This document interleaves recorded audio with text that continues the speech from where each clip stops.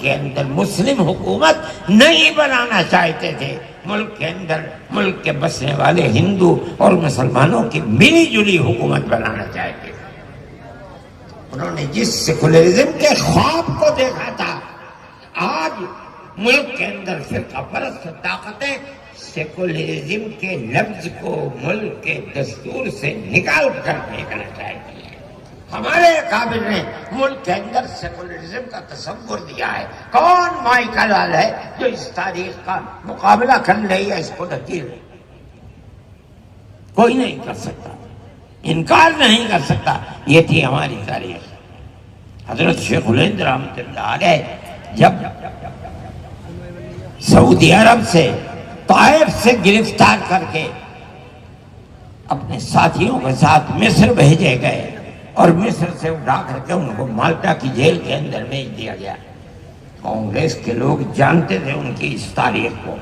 کوئی اور مائی کا لال ہندوؤں کے اندر نہیں ہے جس نے ملک کی آزادی کے لیے یہ قربانی دی ہو کہ 7 سمندر پار 4 سال اس نے انگریز کی قید بامشقت کو کاٹا ہے۔ اگر کاٹا ہے تو دارالعلوم کے طالب علم نے کاٹا ہے۔ 5 طالب علم ہیں، شیخ الہند رحمۃ اللہ علیہ دیوبند کے طالب علم ہیں، ان کے 4 شاگرد ہیں، مدنی ہیں، مولانا عزیر گل ہیں، میرے تائزاد بھائی مولانا وحید احمد ہیں، اور اس کے ساتھ ایک غازی پور کے تھے حکیم نصرت حسین، وہ بھی دارالعلوم کے طالب علم تھے۔ اور حکیم نصرت حسین غازی پوری وہیں انتقال ہو گیا۔ جب بیمار ہوئے اور یہ بات طے ہو گئی کہ اب یہ نہیں بچ سکتے تو سنو، انگریز نے کہا کہ ہم آپ کو اجازت دیتے ہیں، آپ چاہیں تو ہندوستان چلے جائیں۔ کہا نہیں، میں مالٹا میں آیا ہوں، مرنے کے لیے آیا ہوں، میں یہاں مر جاؤں گا، ہندوستان نہیں جاؤں گا۔ ملک کی تاریخ ہے، ان کے قبر ہے مالٹا کے اندر۔ کوئی مائی کا لال ہے جو یہ بتائے کہ اس کی تاریخ کیا ہے؟ جو دارالعلوم دیوبند کی تاریخ ہے، یہ ہے وہ دارالعلوم دیوبند۔ حضرت شیخ الہند رحمۃ اللہ علیہ فرماتے ہیں کہ حضرت نانوتوی اور بزرگوں نے دارالعلوم دیوبند کو مجاہدین آزادی ہند پیدا کرنے کے لیے بنایا تھا۔ حضرت شیخ الہند رحمۃ اللہ علیہ نے اسی کی بنیاد رکھی ہے۔ اپنے استاد سے جس طرح حدیث اور علوم و فنون کو لیا ہے، اسی طرح آزادی ملک کا سور جو انہوں نے بھونکا تھا اس کو بھی اٹھا کر کے چلے ہیں، اور کبھی چین و سکون کے ساتھ نہیں بیٹھے ہیں۔ ان کے دل کے اندر جس طرح کی انگریز دشمنی تھی، کسی دوسرے کے دل کے اندر یہ انگریز دشمنی نہیں تھی۔ مسٹر مسٹن جو صوبہ جات متحدہ کا انگریز گورنر تھا، وہ کہا کرتا تھا کہ شیخ الہند کو اگر جلا کر راکھ کر دیا جائے گا تو اس کی راکھ سے بھی انگریز کی دشمنی کی بو آئے گی۔ یہ دارالعلوم کا کردار ہے۔ کون مائی کا لال ہے جو اس تاریخ کو نہیں، اس کے عشر عشیر کو بھی پیش کر دے؟ یہ ہے دارالعلوم۔ جب حضرت شیخ الہند رحمۃ اللہ علیہ مالٹا کیا کر رہے ہو تو چلو یہاں سے، جب حضرت شیخ الہند رحمۃ اللہ علیہ مالٹا کی جیل سے واپس آئے اور جہاز بمبئی کی گودی کے قریب پہنچا، قبل اس کے کہ کوئی جہاز پر جائے، انگریز نے بہاولپور ریاست تھی جو وہاں کے نواب تھے، آج وہ پاکستان کے اندر ہے، جو تو ہندوستان ایک تھا، سر رحیم بخش مرحوم ریاست بہاولپور کے جو نواب تھے ان کے کرتے دھرتے تھے، اور انگریز نے ان کو خطاب دیا تھا سر کا۔ انگریز نے ان کو بھیجا، کوئی نہیں، سب سے پہلے وہ گئے اور انہوں نے جا کر کے حضرت شیخ الہند رحمۃ اللہ علیہ سے یہ فرمایا کہ حضرت آپ چلے گئے اور آپ دارالعلوم کی درس حدیث کی بنیاد دھیمی پڑ گئی. آپ لوگوں کو ذکر و اذکار کی تلقین کرتے تھے، لوگوں کو بیعت و ارشاد سے منسلک کرتے تھے، وہ جگہ خالی ہو گئی. آپ نے سب کچھ کیا لیکن انگریز تو اب بھی بیٹھا ہوا ہے. اب آپ آئے ہیں، آپ تشریف لائے ہیں، تو آپ اب بیٹھ جائیے، دارالعلوم کی اس مسند کو زندہ کیجیے، آباد کیجیے. اور جو بیعت و ارشاد کا گھر خالی ہو گیا ہے، بزرگ رہے نہیں ہیں، اب اس بیعت و ارشاد کے سلسلے کو جاری فرما دیں تو یہ مسلمانوں کے لیے بہت بڑی ایک بڑا سہارا بن جائے گا. حضرت شیخ الہند رحمۃ اللہ علیہ خاموشی کے ساتھ سنتے رہے. کہا اپنی بات کہہ چکے ہیں آپ؟ کہ میں نے کہہ لیا. فرمایا کہ میں بوڑھا ہو گیا ہوں، لیکن میں آپ سے کہتا ہوں کہ جس ہندوستان کے اندر انگریز کی حکومت ہے، میں اس ہندوستان میں مالٹا سے آیا ہوں. اس سرزمین کے اندر جینا تو جینا، مجھے انگریز کی حکومت میں مرنا بھی گوارا نہیں ہے. میں تو صرف اس لیے آیا ہوں کہ میں دنیا کو یہ پیغام دوں کہ انگریز کی غلامی حرام ہے. میں بوڑھا ہو گیا، اگر میرے اندر چلنے پھرنے کی طاقت نہیں رہی تو میں اپنے شاگردوں سے کہوں گا کہ میں ایک پلنگ کے اوپر لیٹ جاؤں، وہ اپنے کاندھوں پر میرا پلنگ اٹھا کر کے گاؤں در گاؤں جائیں اور میں ہر گاؤں میں جا کر یہ اعلان کروں کہ انگریز کی غلامی حرام ہے. میں ہندوستان اسی لیے آیا. کون مائی کا لال ہے جو اس تاریخ کو زندہ پیش کر سکتا ہے؟ یہیں رہے. جمعیت علماء کا پہلا صدر، مستقل صدر، مالٹا سے آنے کے بعد حضرت شیخ الہند رحمۃ اللہ علیہ کو بنایا گیا. اس سے پہلے مفتی کفایت اللہ تھے اور لکھا ہوا ہے کہ وہ مستقل نہیں ہیں. حضرت شیخ الہند رحمۃ اللہ علیہ آئیں گے، وہ مستقل صدر بنیں گے. جو سب سے پہلا اجلاس ان کے آنے کے بعد دلی کے اندر ہوا ہے، اس کے 12 دن کے بعد حضرت شیخ الہند رحمۃ اللہ علیہ کا انتقال ہو گیا. صرف 12 دن کے بعد. خود حضرت شیخ الہند رحمۃ اللہ علیہ نہیں پڑھ سکے اپنی بیماری اور کمزوری کی وجہ سے. اس جلسے کے اندر اب مولانا شبیر احمد صاحب عثمانی کو وہ دیا اور انہوں نے اس کو پڑھا ہے. یہ حضرت شیخ الہند کی تاریخ ہے. میرے بھائی، اس تاریخ کو کون پیش ہے؟ پھر ان کے شاگرد یہاں آئے. حضرت شیخ الہند رحمۃ اللہ علیہ، میں نے اپنے والد حضرت مولانا سے سنا ہے، مولانا مدنی سے، کہ میرا پروگرام یہ تھا کہ ہندوستان جا کر کے مالٹا سے، اور میرے والد کا انتقال ہو گیا، میری ماں کا انتقال ہو گیا، میری بیوی کا انتقال ہو گیا، میں جاؤں جا کر کے کم از کم تعزیت تو دے دوں. اتنے دن میں رہا مالٹا میں، یہ سب داغ مفارقت دے گئے، میں جاؤں گا. مگر حضرت شیخ الہند رحمۃ اللہ علیہ یہاں آ کر کے انتقال فرما گئے. میں نے یہ طے کر دیا کہ جو ان کا نقطۂ نظر تھا، جب تک ملک آزاد نہیں ہوگا میں بھی یہیں رہوں گا، میں نہیں جاؤں گا. ملک آزاد ہوگا تبھی میں اس ملک سے جاؤں گا. جو لگ گئے، یہ وہ لوگ تھے جو دارالعلوم کی اسی 4 دیواری کے اندر اپنی زندگی کو انہوں نے علم حاصل کیا، اور جو حاصل کیا تھا وہ ملک کے ساتھ وفاداری تھی، ملک سے کچھ حاصل کرنا نہیں تھا. شیخ الہند چلے گئے، انہوں نے کچھ نہیں حاصل کیا. قبرستان موجود ہے، دیکھ لو. حسین احمد مدنی چلے گئے، کچھ نہیں حاصل کیا. مفتی کفایت اللہ چلے گئے، کچھ نہیں حاصل کیا. وحید احمد چلے گئے، وہ بھی قبرستان میں ٹانڈے میں مدفون ہیں، کچھ نہیں لیا. کیا چیز تھی؟ اس لیے کہ انہوں نے جو کچھ کیا تھا شیخ الہند کی تحریک سے کیا تھا، ملک کے لیے کیا تھا، ملک سے حاصل کرنے کے لیے نہیں کیا تھا۔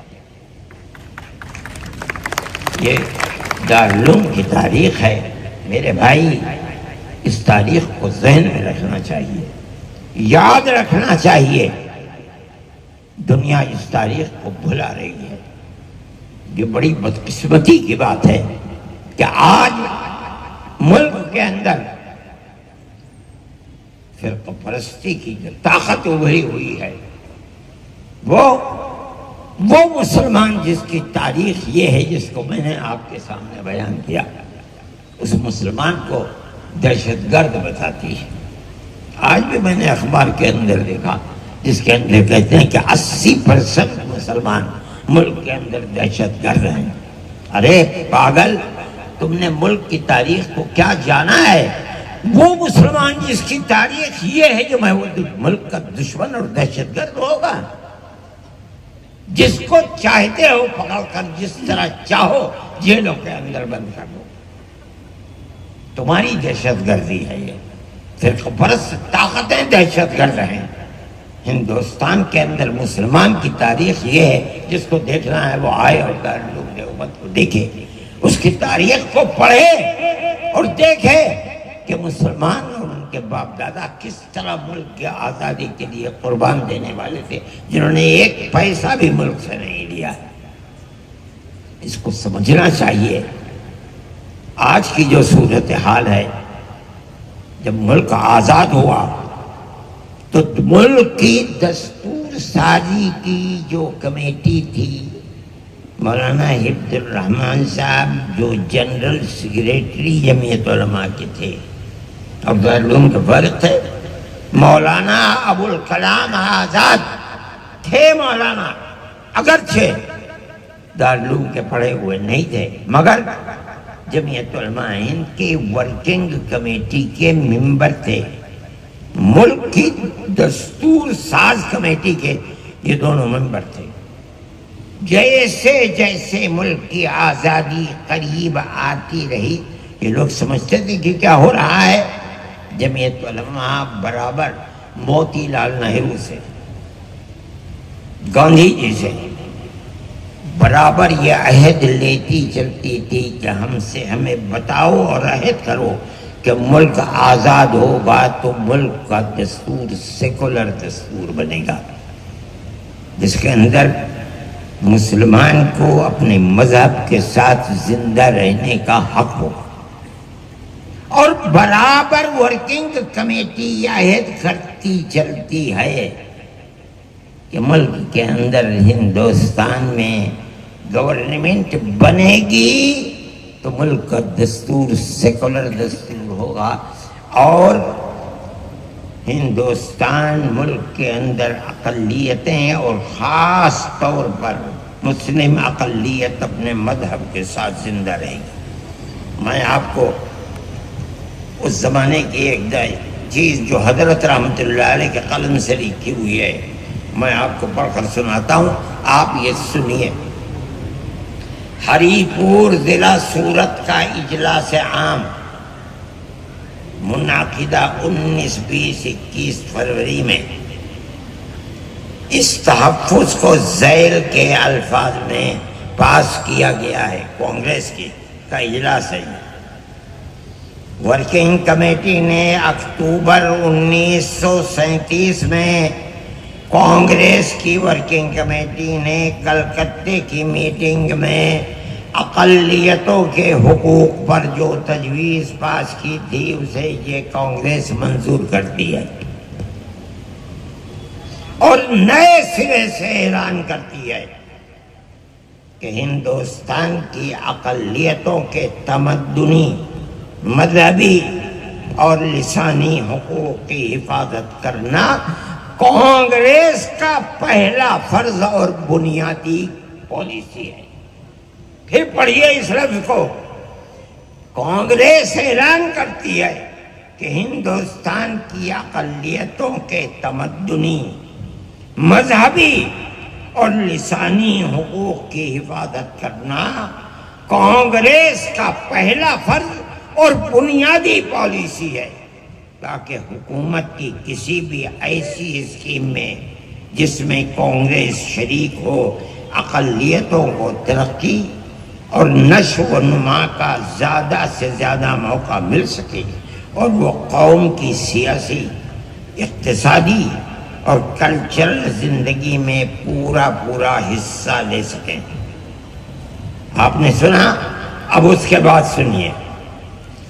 بنا بری اس بنیاد پر مسلمانوں کو مطمئن رہنا چاہیے کہ آزاد ہندوستان کی حکومت میں ان کا مذہب اور مذہبی فرائض کیا ہیں؟ وہ اذان، نماز، جمعہ، عید، روزہ، حج، زکوٰۃ، مذہبی تبلیغ، مساجد، مقابر، قربانی، مذہبی جلوس، مذہبی جلسے وغیرہ، جملہ مذہبی رسوم اور مذہبی ادارے محفوظ ہوں گے۔ اور اسی طرح ابھی اور سنیے، اور اسی طرح ان کی تہذیب، ان کا تمدن، ان کے تعلیمی ادارے، خانقاہیں، امام باڑے، عیدگاہیں، تکیے، کربلائیں، آثار قدیمہ، اوقاف وغیرہ سب محفوظ ہوں گے۔ اور سنیے، اور اسی طرح ان کی زبان، ان کی شاعری، رسم الخط وغیرہ سب کے سب آزاد اور محفوظ ہوں گے، کسی پر کوئی رکاوٹ اور قید نہ ہوگی۔ مسلمان ہرگز دھوکہ دینے والے خود غرض اور خود غرضوں کے اعلی کار لوگوں کے دام فریب میں نہ آنا چاہیے، اور پورے اعتماد اور اطمینان کے ساتھ کانگریس میں داخل ہو کر جنگ آزادی میں جد و جہد کرنی چاہیے۔ شائع کردہ U P Congress Election Board, National Herald Press, Lucknow, فروری 1946۔ یہ وہ دستور ہے اور وہ پالیسی ہے جو ملک کی آزادی کے وقت اعلان کر کے کانگریس نے ہم کو دی تھی۔ آپ خود فیصلہ کیجئے، آج موجودہ حکومت کے اندر جو اس وقت پالیسی اختیار کی گئی تھی کانگریس کی، آج دوسری پارٹیوں کی پالیسی کیا ہے بی جے پی کی؟ کیا ہماری مسجدیں محفوظ ہیں؟ مدرسے محفوظ ہیں؟ خانقاہیں محفوظ ہیں؟ مسلمان محفوظ ہے؟ ہر مسلمان کو دہشت گردی کی نظر سے دیکھا جاتا ہے۔ میرے بھائی، یہ میری اور آپ کی اور میرے اور آپ کے بزرگوں کی تاریخ ہے۔ آپ اس تاریخ کو پڑھیے، دنیا اس تاریخ سے ناواقف ہے۔ میں یہ کہتا ہوں کہ ملک آزاد ہو گیا، ملک کے اندر فسادات کے سلسلے شروع ہوئے، مسلمانوں کے خلاف، ہندوؤں کے خلاف فسادات نہیں ہوئے، بدھوں کے خلاف فسادات نہیں ہوئے، کچھ اکا دکا فسادات کرسچنوں کے خلاف ہو گئے، لیکن فسادات کے اندر 95 نہیں 98% فسادات اسی قوم کے لیے جس نے ملک کی آزادی کے لیے اس قلعے کو کھڑا کیا تھا۔ میں آپ سے نہیں کہہ رہا ہوں، میں ساری دنیا سے کہہ رہا ہوں کہ مسلمان کی اس تاریخ کے مقابلے میں اگر مائی کا لال ہیں تو اپنی تاریخ کو پیش کریں۔ میں نے حضرت رحمت اللہ علیہ کی زبانی اپنے گھر میں سنا ہے کہ جب حضرت شیخ الہند رحمت اللہ علیہ قیام گاہ پر جہاز سے اتر کر آئے ہیں تو ان کو لینے کے لیے مہاتما گاندھی اور اس زمانے کے جو بڑے بڑے لوگ تھے سب حضرت شیخ الہند رحمت اللہ علیہ کے قدموں میں گر رہے تھے۔ جب آئے ہیں اور فرمایا کرتے تھے کہ دونوں طرف تمام گھروں کی چھتیں ہندو اور مسلم عورتوں سے اور بچوں سے بھری ہوئی تھی، مردوں سے۔ وہ یہ دیکھتے تھے کہ یہ آدمی کون ہے جس نے ملک کی آزادی کے لیے مالٹا کے اندر اپنی تاریخ کو چھوڑا۔ جب وہ دلی آئے ہیں اور پہلی مرتبہ دیوبند سے مراد آباد گئے ہیں تو مولانا جس بگی کے اوپر بیٹھ کر کے اسٹیشن سے ان کو لے جایا گیا، ہندو اور مسلمان اس بگی کو کھینچ رہے تھے، گھوڑے نہیں تھے اس کے اندر۔ یہ ملک کی تاریخ تھی، آپ کے بزرگوں کی تاریخ ہے، اس دارالعلوم کے پڑھے ہوئے لوگوں کی تاریخ ہے، جس کو یہ کہا جاتا ہے کہ دارالعلوم میں شیو لنگ ہے۔ ارے پاگل، انسانیت کے دشمن، یہ دارالعلوم جس نے ملک کے لیے یہ کیا ہے، آج اس دارالعلوم کے پڑھنے والوں کو تم دہشت گرد کہتے ہو۔ تمہاری عقل کے اوپر خاک پڑ رہی ہے اور اللہ اس خاک کو اور ڈالے۔ یہ آپ کی تاریخ ہے۔ وقت بہت ہو گیا ہے، میں اپنی بات اور بھی بتاتا ہوں۔ یہ کہتا کہ ملک کی موجودہ صورتحال کے اندر ایک طرف مسلمان کا یہ کردار ہے، دوسری طرف ملک کی یہ تاریخ ہے۔ ہندوستان کے اندر 99% جو مدرسے ہیں، 99% وہ مدرسے دارالعلوم کی شاخیں ہیں۔ یہیں کے پڑھے ہوئے لوگوں نے ان مدرسوں کی بنیاد رکھی ہے، جن مدرسوں کے اوپر تم بلڈوزر چلا رہے ہو، جن مسجدوں پر بلڈوزر چلا رہے ہو، میں کہتا ہوں کہ وہ اسی دارالعلوم کی شاخیں ہیں۔ اس کی بنیاد ہی یہ ہے کہ ہندوستان کے اندر بھائی چارگی، محبت، ہندو مسلم اتحاد ہو۔ میں ان لوگوں کو جانتا ہوں، میں نے دیکھا ہے، یہی سہارنپور کے لوگ، حضرت مدنی رحمۃ اللہ علیہ سہارنپور کی جیل میں تھے، لوگ آیا کرتے تھے حضرت کے پاس اور مستقل باتیں، روزانہ جو لوگ تھے ہندو مسلم سب آیا کرتے تھے، ایک ہندو آتے نہیں تھے، چند دن کے لیے آئے اور اس کے بعد چھوڑ دیا۔ حضرت نے فرمایا کسی اور ہندو سے کہ بھئی فلاں صاحب کہاں چلے گئے، آ نہیں رہے ہیں کیا، طبیعت خراب ہے، اگر ہے تو میں جاؤں دیکھنے کے لیے؟ کہا میں دیکھ کے آتا ہوں۔ چنانچہ گئے اور آ کر کے حضرت سے فرمایا طبیعت ٹھیک ہے ان کی۔ اگلے دن وہ آ گئے پھر حضرت کی مجلس میں۔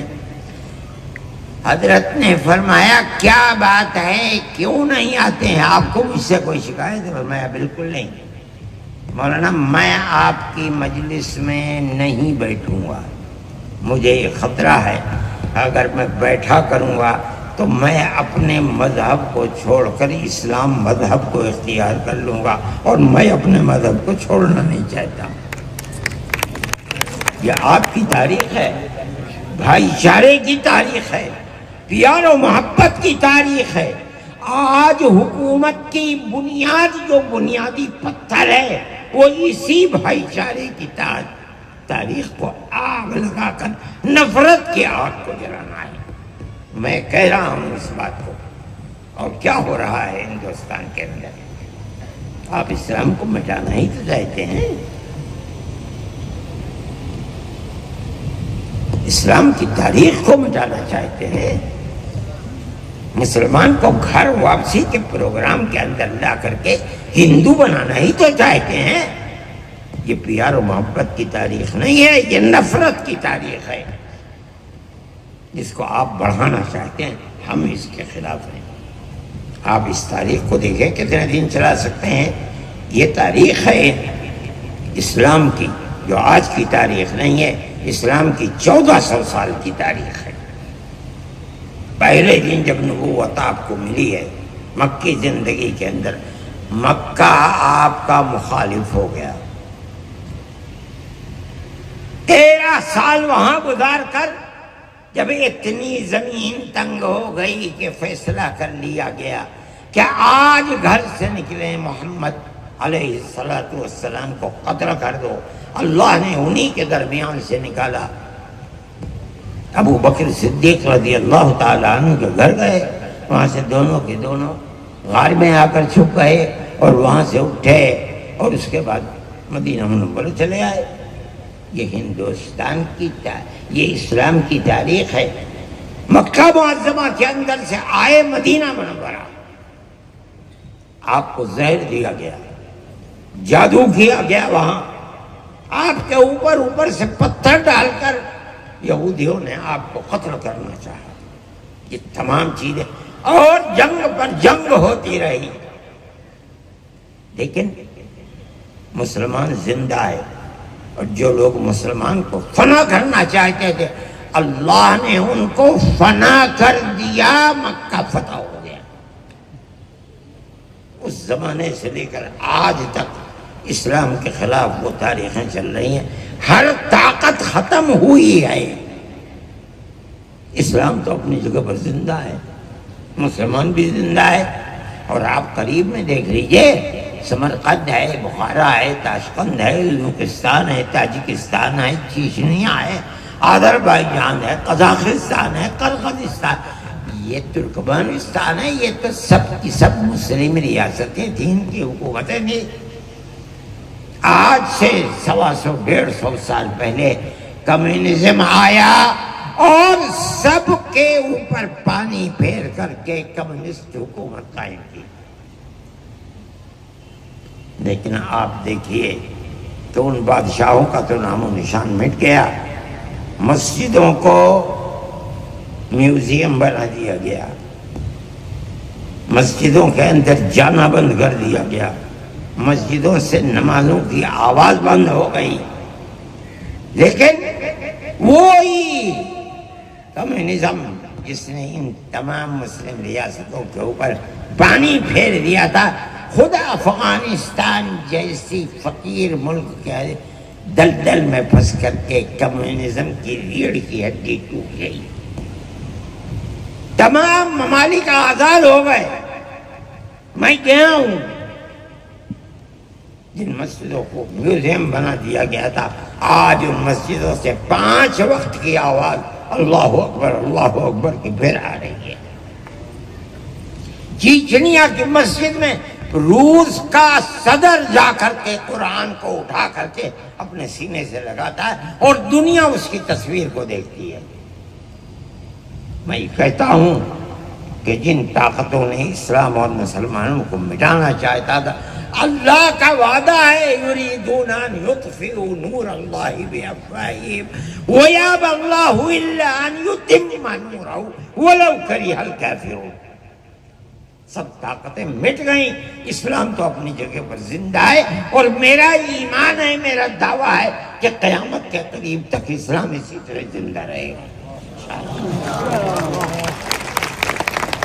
جو طاقتیں آج ابھر رہی ہیں اور اسلام کو مٹانا چاہتی ہیں، انشاءاللہ وہ طاقتیں مٹ جائیں گی، اسلام زندہ رہے گا. میرے بھائی، میں پھر کہتا ہوں کہ گھر واپسی کے پروگرام کو ختم کرو، پیار و محبت کی زندگی کو پھر اٹھاؤ، اپنی اس تاریخ کو زندہ کرو. ملک بھی زندہ رہے گا، ملک میں بسنے والے بھی زندہ رہیں گے. اور اگر تم اس کے خلاف چلو گے تو اللہ کا فیصلہ، میرا ایمان ہے، میرا عقیدہ ہے کہ اللہ کا یہ فیصلہ ہے کہ اسلام کو زندہ رکھنا ہے. اسلام زندہ رہا ہے، اسلام زندہ ہے، اسلام انشاءاللہ زندہ رہے گا. میرے بھائی، یہ تاریخ ہے ہماری اور آپ کی. ہم اس تاریخ کو زندہ رکھنا چاہتے ہیں اور ہم یہ سمجھتے ہیں کہ ہماری یہ تاریخ انشاءاللہ اللہ چاہے گا تو زندہ رہے گی. اقبال کے جو شعر کو پڑھا تھا میں، اس شعر کو کچھ بات ہے کہ ہستی مٹتی نہیں ہماری، کچھ بات ہے کہ ہستی مٹتی نہیں ہماری، صدیوں رہا ہے دشمن دور زماں ہمارا. اس وقت سے لے کر آج تک دشمن رہا ہے. اقبال صحیح کہتے ہیں، کچھ بات ہے کہ ہستی. بات کیا ہے؟ اللہ کا وہ وعدہ ہے جو قرآن کے اندر کیا ہے، یریدون ان یطفئوا نور اللہ بافواہہم واللہ متم نورہ. اللہ اپنے اس نور کو یعنی اسلام کو پورا کرتے رہے گا. اور ہمارا عقیدہ ہے، حضرت محمد صلی اللہ علیہ وسلم نے فرمایا ہے کہ جب قرب قیامت ہوگا اور دنیا اللہ اللہ کہنے والا کوئی بھی زمین میں نہیں رہے گا، قرب قیامت میں ان لوگوں کے اوپر قیامت آئے گی. ہم پیار و محبت کی اس تاریخ کو ملک میں زندہ رکھنا چاہتے ہیں. یہ ہماری تمنا ہے. ہم ملک میں فساد نہیں کرتے. ٹھیک ہے، اسکول اور کالج اور یونیورسٹیوں کے طلبہ جمع ہوتے ہیں، حکومت کے پیر اکھڑنے لگتے ہیں. ہم یہ سب کچھ نہیں کرتے. ہم دنیا کو امن کا پیغام دیتے ہیں، طلبہ کو پیار و محبت کو سکھلاتے ہیں. ہمارے طلبہ کبھی اس طرح کی چیزوں کے اندر دخل نہیں دیتے ہیں. پھر بھی ہمیں دہشت گرد بتایا جاتا ہے. جھوٹ ہے، جھوٹ ہے، جھوٹ.